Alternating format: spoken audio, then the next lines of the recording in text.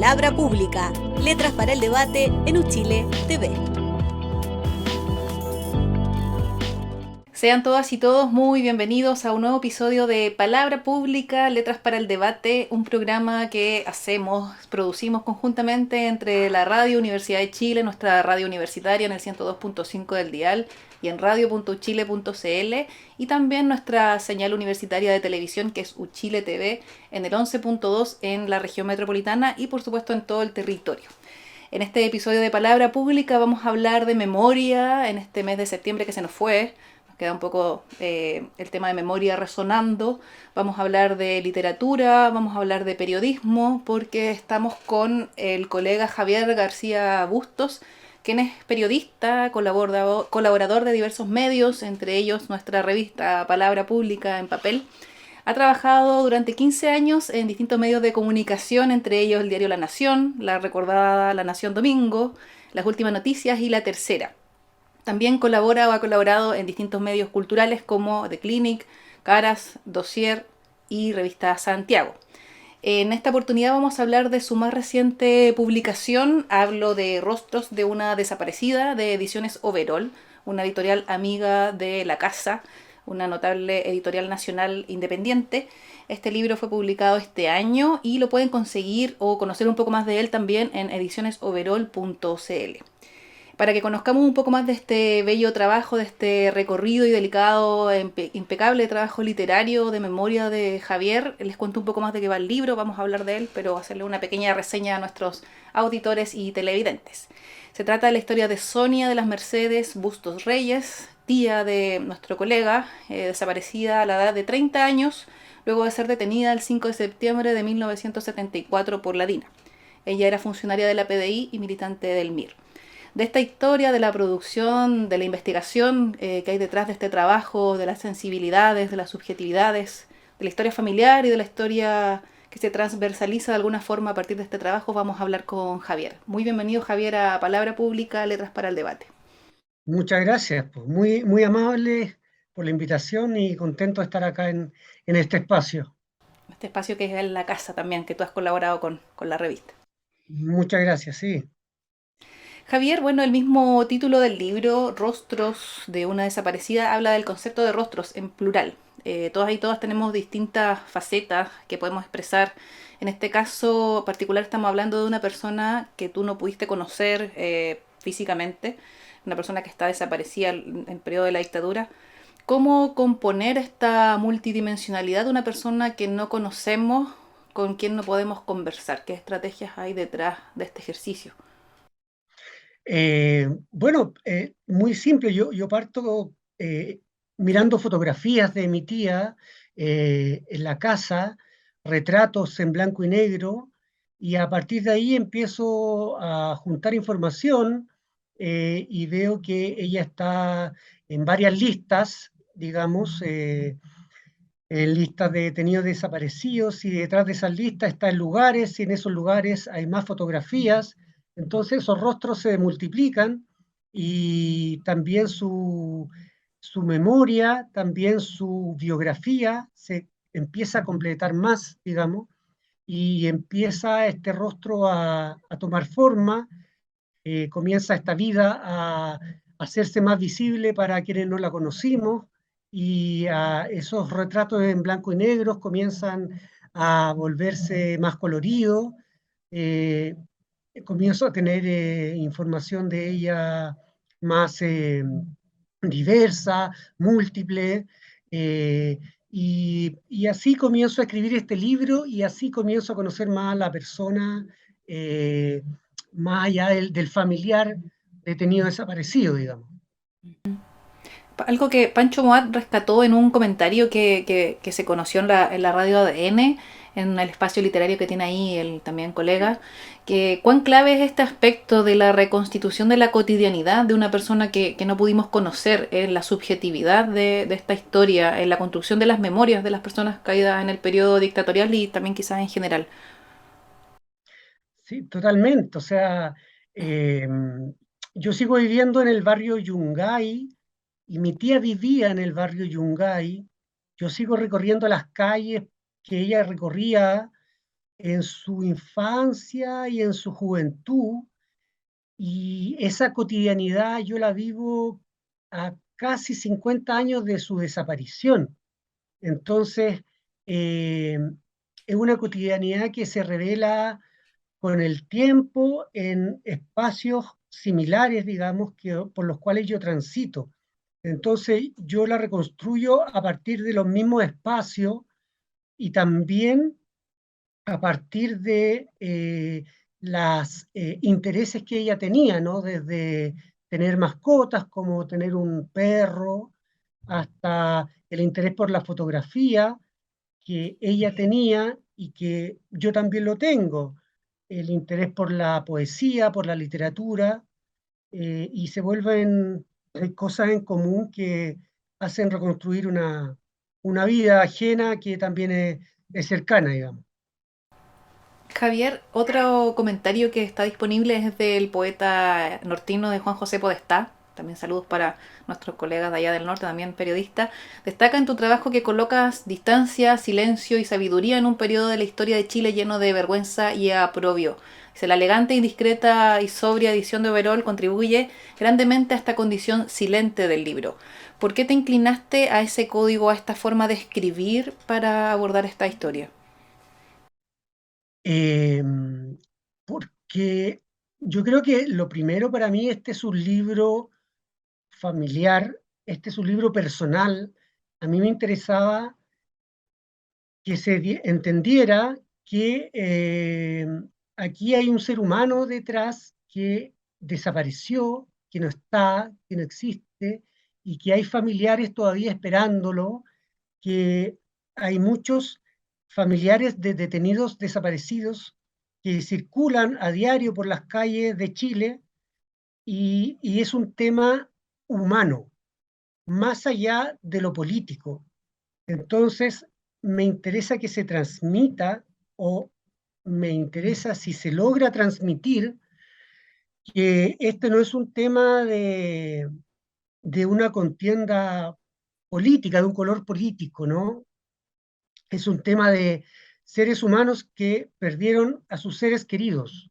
Entonces, si se puede transmitir el hecho de empatizar con personas que pierden a sus seres queridos, y que hay gente viva en estos momentos que perdieron a un ser querido y que lo más probable es que van a morir sin saber el paradero de ese ser querido, es triste, es frustrante, y creo que tenemos que aprender a convivir en las diferencias, más allá del tema radical de posturas políticas que podamos sentir cada uno en el lugar donde nos pongamos, sea izquierda o derecha, eso. Ujú.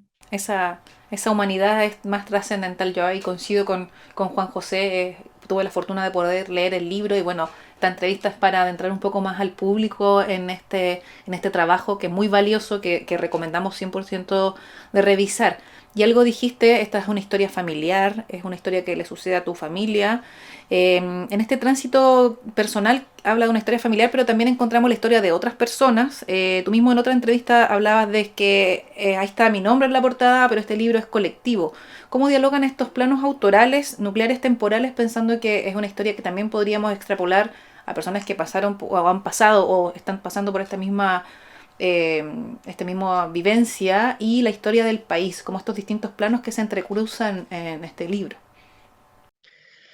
Sí, bueno, a ver, yo cuando digo que está mi nombre en la portada, pero también hay muchos nombres que circulan dentro del libro, me refiero también a que ahí están los familiares de Mónica Yanca, de Teobaldo Antonio Tello, eh, gente en los cuales yo no me imagino el horror que debe haber sentido un niño criado sin su madre, como el hijo de Mónica Yanca, que cuando ella es detenida y desaparecida, su hijo tenía 2 años.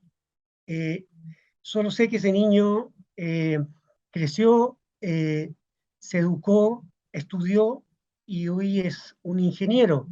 lo sé por su padre, y a lo que voy es que las vidas se multiplican eh, cuando la ausencia queda por quienes desaparecen, digamos. Y lo importante es que la historia de los detenidos desaparecidos está en quienes quedan alrededor y también en quienes han hablado de ellas, tanto como en el epígrafe de Nicanor Parra, como Raúl Zurita lo ha hecho en su literatura. Y por eso yo lo recojo también en el libro. Por eso hay tantas personas nombradas en el libro. Y en relación a Chile, eh, hay harta literatura, por suerte, que ha rescatado los nombres de los detenidos desaparecidos, como de los 119, ¿no? El libro de Luisa Sepúlveda, de los 119, publicado por LOM, es muy relevante porque le da rostro a esas personas que lo más probable fueron arrojadas al mar. Javier, hablaste de la historia del hijo de Mónica, de la infancia. Quería llevarte a ese tópico. Acá en la universidad, por ejemplo, hay un grupo de investigación, gente que trabaja el tema de infancia en dictadura. Hay encuentros dedicados a ello desde las corrientes historiográficas. También la literatura se ha hecho cargo un poco de reflejar esa experiencia quizás más dejada en segundo plano en torno al abordaje de las memorias de la dictadura. Tú naciste 3 años después de la detención y desaparición de tu tía. Desde tu subjetividad y desde tu experiencia, ¿cómo este hito marca esa etapa en una persona, en términos de infancia? O sea, mi infancia fue de dulce a grasa en el sentido de que siempre fue una infancia muy feliz por los familiares que a uno lo rodeaban, ¿no? Pero siempre estaba la tristeza, como lo digo en las primeras páginas, de ver a mi madre llorando para Navidad o para Año Nuevo. Ese hecho emotivo y gráfico de que una persona llore para Navidad y para Año Nuevo porque echaba de menos a su hermana, siendo yo un niño y no entendiendo mucho esa situación, era triste, era conmovedor y a veces muy poco comprendido de mi parte como niño, digamos. Con el tiempo lo entendí y yo creo que dentro de todo fue una infancia muy amena, muy agradable, muy llena de amor, pero como te digo, la parte oscura opaca tenía que ver con el contexto, digamos, en dictadura, eh, y cómo se llama, pero también el amor lo recuerdo yendo, por ejemplo, con mi mamá a las reuniones de familiares de detenidos desaparecidos, donde había muchas mujeres, siempre la mujer estaba muy presente en esto, las mujeres sacaban adelante las ollas comunes, las protestas, la organización, una cosa fabulosa. Ahí el lugar de la mujer es muy significativo. Quizás ese es otro espacio también, otra historia, otra mirada a relevar, un trabajo que pueda ser más adelante. Y Javier, cerramos recientemente septiembre, o estamos cerrando septiembre, que muchas y muchos denominan como el mes de las memorias, también por este aniversario del 11, que bueno, el otro año van a ser los 50 años, seguramente va a venir una carga mayor, más mirada sobre las memorias. Pero se acota quizás al tener esta definición de septiembre, mes de memorias, a ese periodo. ¿Cómo salir de este acotamiento, elaborar una memoria o memorias que se extralimiten a este momento, a la conmemoración del golpe? ¿Cómo interiorizar estas memorias de manera más transversal? Eh, claro, la memoria, lo más probable es que el próximo año, cuando se conmemore los 50 años del golpe, las primeras imágenes que se repitan más sean el bombardeo a La Moneda. Y es increíble que podamos, yo creo, desarrollar historias en relación a las historias repetidas. Por ejemplo, yo también ahora en septiembre vi que se repetían las imágenes del golpe a La Moneda, al bombardeo a La Moneda, perdón. Pero yo creo que poco se sabe de que después del bombardeo a La Moneda estuvo cerrada, si no me equivoco, hasta el año 78, producto de la reconstrucción que se le tuvo que hacer por el daño estructural, arquitectónico, por el incendio que hubo a ese lugar físico. O sea, si somos capaces de lograr ampliar la información para que la gente sepa el daño que se le hizo a este país, arquitectónico, eh, moral, en muchos sentidos podemos ampliar la información. O sea, contarle a las nuevas generaciones que nuestro principal palacio de gobierno estuvo inutilizable durante 1973 y 1978, producto de que las Fuerzas Armadas de este país lo destruyeron, es heavy. Y mostrar imágenes al respecto para que vean que esta historia no se puede volver a repetir, no se puede volver a bombardear un lugar memorable, histórico, que nos reúne como país, que es un palacio de gobierno. Eso es un hito, así como muchos otros hitos. Puede ser el mismo tema, digamos, de los centros de memoria que fueron centros de detención, como Londres 38, José Domingo Caña, eh, Villa Grimaldi, que ahora son lugares de encuentro, donde van muchos niños a visitar de colegio y pueden preguntar, saber qué ocurrió en esos lugares, construir la memoria para que esto no vuelva a ocurrir, para que todos actuemos de una manera más humana. Es una tarea de todas y de todos hacer estos ejercicios desde distintos lugares, como tú planteas, Javier. Estamos terminando este primer bloque de Palabra Pública, Letras para el Debate. Para el debate estamos con Javier García Bustos, periodista, hablando del libro Rostros de una desaparecida de Ediciones Overol. Continuamos en breves minutos. Palabra Pública, Letras para el Debate en Uchile TV. Estamos de vuelta en Palabra Pública, Letras para el Debate. Estamos hablando de memorias, de literatura, de historias familiares que trascienden a ese núcleo y que se vuelven historias replicables, memorias importantes de conocer. Estamos con el periodista Javier García Bustos hablando de su libro, su más reciente publicación, Rostros de una desaparecida, publicado por la editorial Ediciones Overol. Javier, la memoria institucional también es síntoma y es extrapolable desde la historia de Sonia a algo también más general. Por ejemplo, en tu investigación te acercas en términos formales por ley de transparencia, también en persona y por distintos mecanismos a la PDI, institución en la cual tu tía trabajó, y el reporte es que ella finalmente institucionalmente es negada como funcionaria. ¿Qué nos revela este aspecto? ¿Qué metáfora podría tener detrás esta respuesta oficial institucional?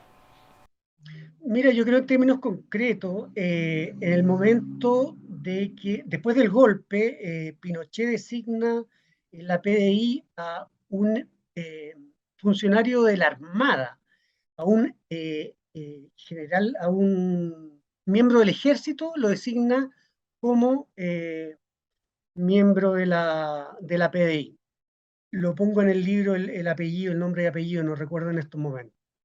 Entonces, era evidente que toda la gente vinculada a grupos llamados como subversivos tenían que ser eliminados, y toda la información que tenía que ver con ellos también. Entonces, yo desde ahí concluyo que al ir con el paso de los años a pedir información sobre mi tía, no la iba a encontrar como ocurrió, y no la encontré. Y por otra parte, como he dicho en otra entrevista, no me produce ningún orgullo que mi tía haya pertenecido a la Policía de Investigaciones, porque actualmente es una institución corrupta que está sometida a investigaciones en la Fiscalía, en la cual no me produce ningún orgullo que se relacione con esa institución. Javier, bueno, quizá es una forma de replicar esta memoria institucional que eliminó, ahí viene la siguiente pregunta, de manera física, pero también de manera simbólica, esta presencia. La desaparición es una latencia, es un estado constante, podríamos decir, es una condición permanente. ¿Qué nuevas visiones o reflexiones te dejó este trabajo en torno al concepto y experiencia de la desaparición? Eh, uf, que, bueno, a ver, a ver, es complejo el tema, es complejo el tema. Yo creo que, yo creo que después que publiqué este libro, lo presentamos en el Museo de la Memoria, junto a Nona Fernández y Nancy Guzmán, y mi mamá, que fue brutalmente torturada por Osvaldo Romo, quien tuvo detenida 2 semanas y que era muy amiga de Sonia Bustos, mi tía. Tomó este libro y dijo que en este libro estaba Sonia, que Sonia había regresado en este libro. Y eso a mí me dejó muy tranquilo. Eh, Ella había sentido que con este libro Sonia de alguna manera regresaba. Si de alguna manera un libro que recoge una memoria, que recoge una vida, eh, puede calmar, puede tranquilizar una ausencia, eh, eso yo creo que es una forma de reconstruir una vida desaparecida, yo creo. Eh, pero yo creo que sin ser creyente, soy una persona agnóstica. Mi tía está muy presente cada día. eh, Cuando yo voy a pasear a la Quinta Normal, como ella iba a pasear a la Quinta Normal, en las calles por las cuales yo recorro, Catedral, Herrera, Maipú, hacia Reyes, Huérfanos, yo siento que ella está presente. Ella está presente conmigo y también está presente con mi mamá. Cada día. Eh, Mi mamá tiene una casa en la playa y no es casual que tenga una casa en la playa a 2 cuadras del mar, y estoy seguro que cuando ella va a la orilla del mar y se moja los pies, yo sé que está con mi tía porque mi tía está en el mar. Estoy seguro de eso. Es un acto reparatorio esta publicación también. Javier, bueno, Sonia fue parte de la denominada Operación Colombo, este montaje internacional para encubrir el asesinato de 119 militantes chilenos. Allí el rol de la prensa fue crucial. Según tu perspectiva como periodista, como profesional de las comunicaciones, ¿han habido avances en esta materia, en el rol de los medios en torno a este tipo de historias del pasado? Eh, claro, o sea, la Operación Colombo fue un montaje que ocurrió en complicidad con la dictadura y los medios de comunicación nacionales, el Mercurio, La Tercera, Las Últimas Noticias, La Segunda. Obviamente el panorama ha cambiado porque estamos en democracia, porque los medios de comunicación, algunos siguen siendo los mismos dueños, otros no. eh, yo creo que ya no existe la censura al nivel que existía como hace casi 50 años. Existen otro tipo de omisiones. eh, el panorama ha cambiado, es distinto, eh, pero no mucho más tampoco.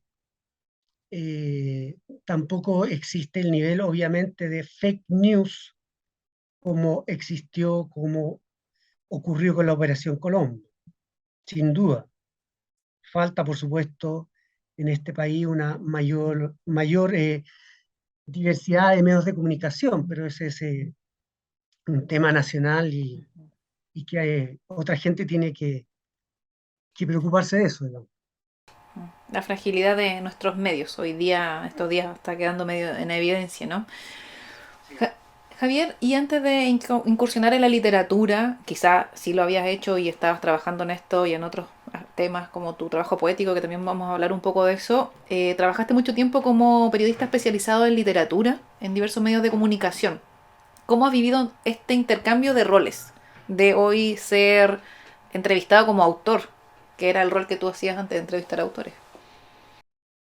Eh, claro, es particular, pues. Es más interesante entrevistar, es más interesante cuestionar, es más interesante leer los libros y acercarse a esas personas que a uno le interesan. Era muy atractivo poder entrevistar a diferentes personas ligadas a la literatura, al arte, a la historia, a la filosofía.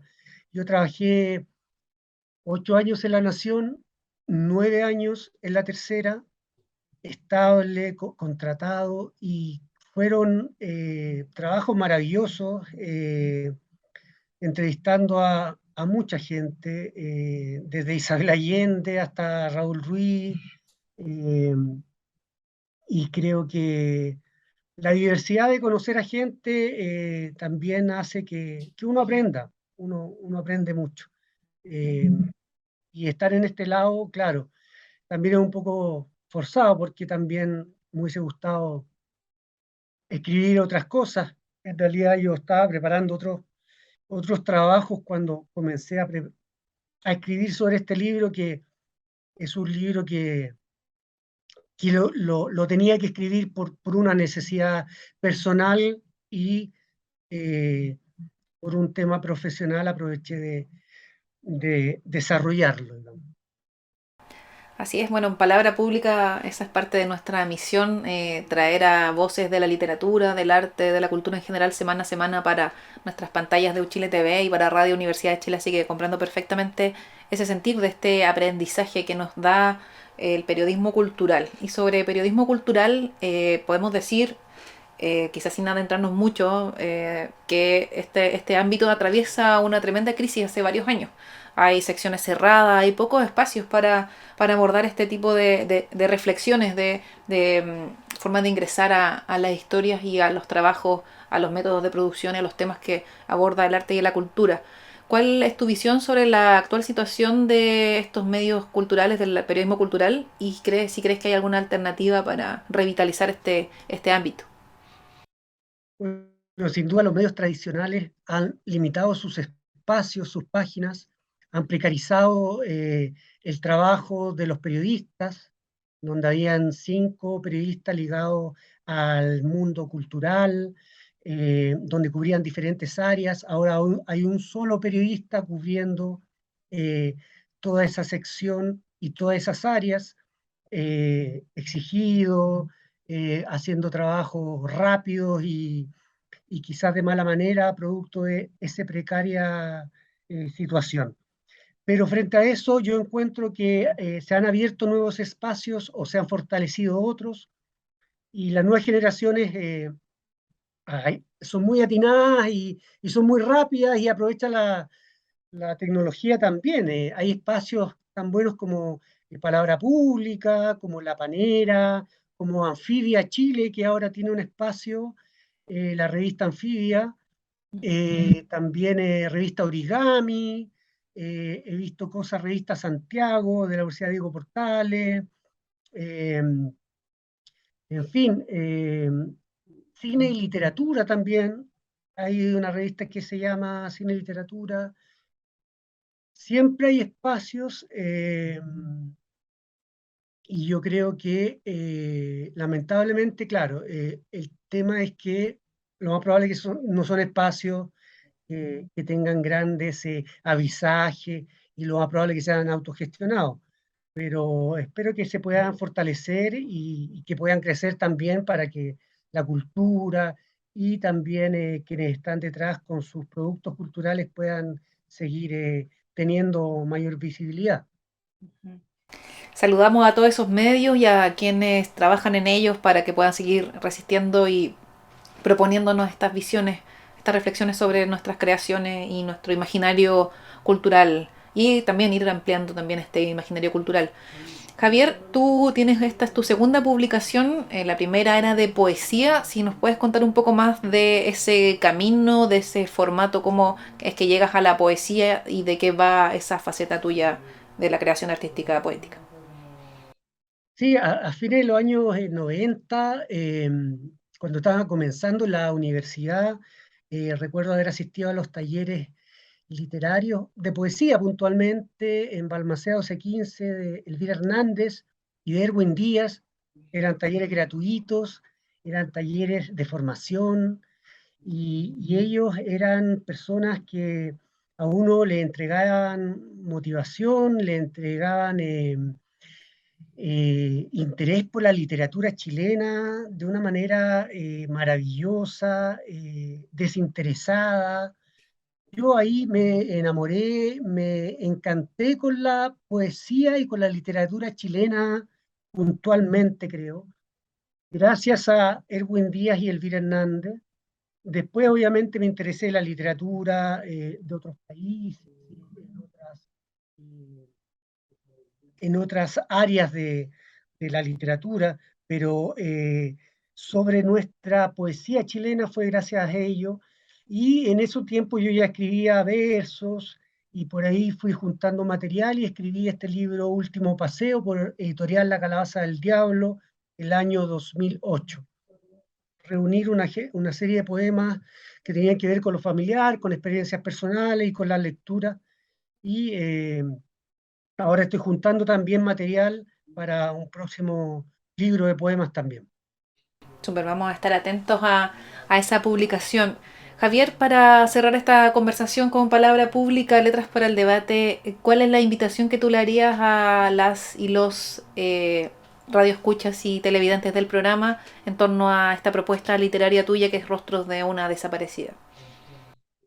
Eh, Me invito a leer el catálogo de ediciones Overall, que es muy bueno, y si pueden leer el libro, claro, lo invito porque ahí está un epígrafe de Nicanor Parra, porque ahí pueden encontrar historias que tienen que ver con la literatura chilena, con la historia de Chile, porque también es un diálogo con la tradición, es un diálogo con el presente, y yo espero que sea un diálogo para el futuro, digamos, para que podamos encontrarnos en nuestra diferencia. Creo que es algo que he insistido en repetir, digamos. Creo que es muy relevante que podamos encontrarnos en lo que no nos conecta, en lo que nos hace distintos, para poder empezar a hablar y reunirnos y juntarnos y